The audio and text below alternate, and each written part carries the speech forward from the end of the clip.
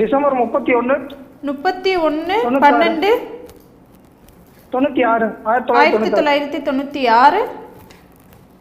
Madam காலை 6:50 madam. 6:50 AM. ஆமாம் madam. பிறந்த இடம் sir? Tiruppur madam. Tiruppur madam. Tiruppur. ராசி நட்சத்திரம் லக்னம் சொல்லுங்க சார். ராசி சிம்ம ராசி மேடம். தனுசு லக்னம். சிம்ம ராசி தனுசு லக்னம். என்ன நட்சத்திரம் சார்? பூரம் 4ஆம் பாதம். பூரம் 4ஆம் பாதம். என்ன கேள்வி கேட்கணும் சார்?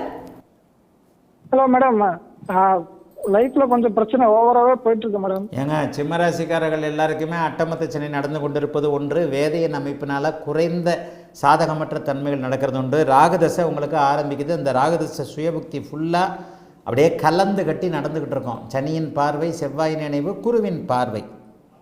ராகுதசை அப்படி ஒன்றும் பெரிய அளவில் இப்போதைக்கு உங்களுக்கு நல்லதுகளை செய்யாதுங்க.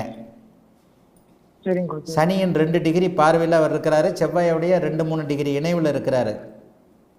ரெண்டாவது, லக்னாதிபதி நீச்சம் அடைந்தாலே 40 வயதிற்கு பிறகுதான் வாழ்க்கைன்னு அடிக்கடி சொல்லியிருக்கிறேன். லக்னாதிபதி நீச்சமாகி பரிவர்த்தனையா? குறைந்த அளவு ஒளி அளவுகள் கொண்ட சந்திரனோட அதியோகத்தில் இருக்கிறாரு. லக்னத்திலேயே தர்ம கர்மாதிபதிகள் இருவரும் இருக்கிறது நல்ல அமைப்பு. ஆனால் இப்போ ராகுவோட கண்ட்ரோலில் தான் இருக்கிறீங்க நீங்கள். ராகு தசை கலப்பு பலன்களை செய்யும். குருபுக்தி வரைக்கும் ஒன்றும் நடக்காது. அட்டமத்து சனியும் சுயபுக்தியும் நடக்குது இல்லையா?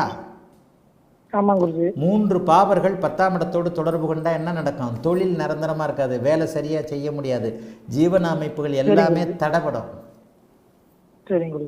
உழைக்கிறதுக்கு கூலி கிடைக்காது, மனசு ஒரு நிலையில் இருக்கவே இருக்காது.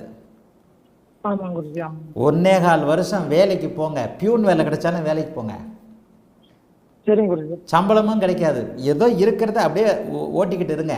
இந்த அஷ்டமச்சனி உங்களுக்கு டிசம்பர் மாதம் இன்னும் கொஞ்சம் வீரியமாக வேலை செய்யும். கரெக்டாக மே மாதம் 2027 ராகுதசை குருபக்தி ஆரம்பித்து 2 மாதம் ஆயிருக்கும். இந்த குருபக்தியிலிருந்து உங்களுக்கு நல்ல விதமாக இருக்கும். நல்ல வேலையாக ராகுக்கு சஷ்டாஷ்டகமாக யாரும் இல்லை. அதனால் இந்த தசை ஓரளவுக்கு உங்களுக்கு பலன் கொடுக்கும். என்ன இருந்தாலும் செவ்வாய் குருவோட பார்வை இணைவில் அவர் இருக்கிறார். பெரிய அளவில் சோதனைகள் வராது. உங்களுக்கே ஜோசியம் நல்லா வரும். லக்னத்தில் குரு திக்பலமாக இருக்குது, இது புதன் திக்பலமாக இருக்கிறாரா? ஜோசியம் புரியும் உங்களுக்கு. மிதனத்தோடு புதன் தொடர்பு கொள்றதுனால. சரியா குருஜி? இன்னொரு டவுட் குருஜி.